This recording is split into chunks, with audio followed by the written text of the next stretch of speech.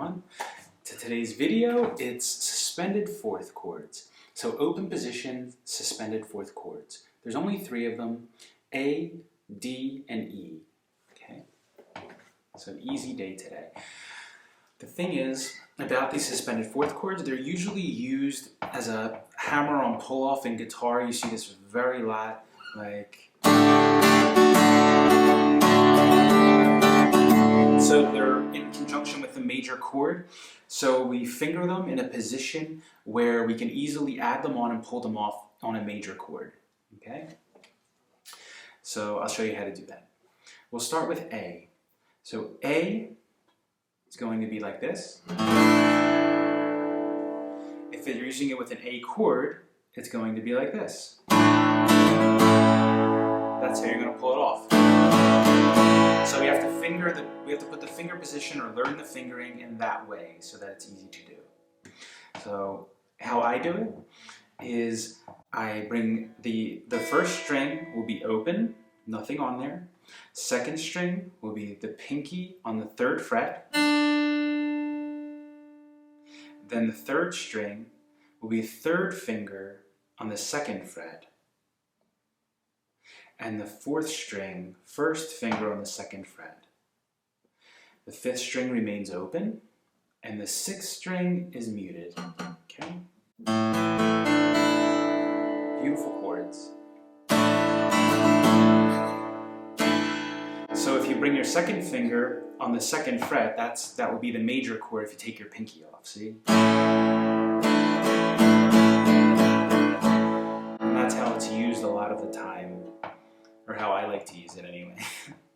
And remember, you can go through one at a time until you get it clean. It's a strange fingering to keep practicing. Next chord is a D. D suspended fourth. So again, this comes from, its origin is in the fingering of the major chord. So the major D chord, you just put the pinky on.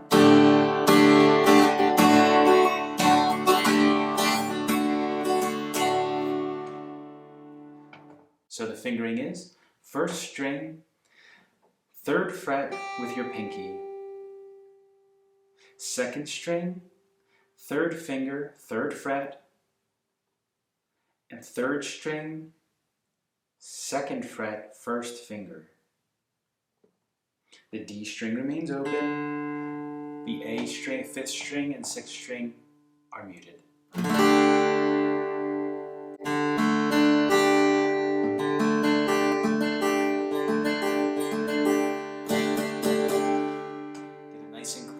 Not go back, check what's happening. And the last suspended chord, in the open position anyway, is going to be an E. Again, it comes from the major position. So major, E major, you just add the pinky.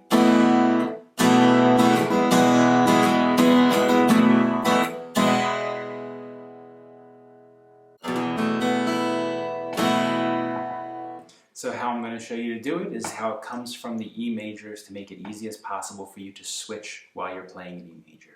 So starting from the bottom string, we're going to have 1st string remains open, 2nd string remains open, 3rd string, pinky on the 2nd fret, then 4th string, middle finger on the 2nd fret. 5th string, ring finger on the 2nd fret. So everything is on the 2nd fret. And that's it. So using all 6 strings, the 6th string is open. But if you see, the fingering is important because if we just place the 1st finger, index finger, on the 1st fret of the 3rd string and then remove the pinky, it turns into an E major. See?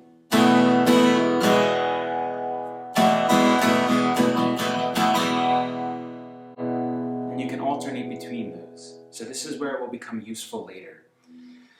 Then keep going back through this chord, one at a time, until you find you can get it very clean, very crisp.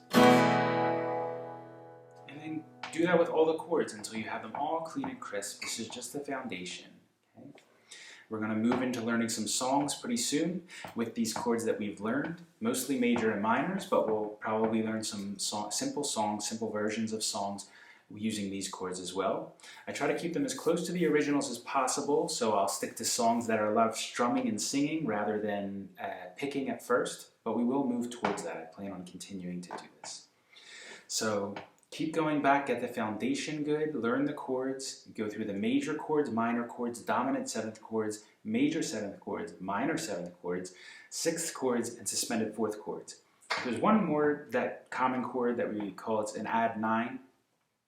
I'm not going to show those to you yet. Maybe later I'll do a video on those. You can look them up if you want to know them. Personally, I don't use them too much in my playing or writing, but that's not the main reason. The main reason is that the fingering can be a little difficult, especially you're skipping frets and bringing fingers on, and we didn't get to the dexterity exercises or finger stretching, strengthening, and lengthening exercises. So once we get to that, maybe we'll explore those. For right now, stick to these chords. You got plenty of them in the open position to mess around with. And try to memorize them all. Okay? Try to know them all and just keep playing over them. Get them as clean as possible so you're ready to move on to the next thing when we get there. Okay? Until then, remember to take sufficient rest before you start playing again. Right? Don't play with your fingers hurting. Make sure you come back, rejuvenate first, then come back, try again, break the calluses back down. Okay, strengthen your fingers again.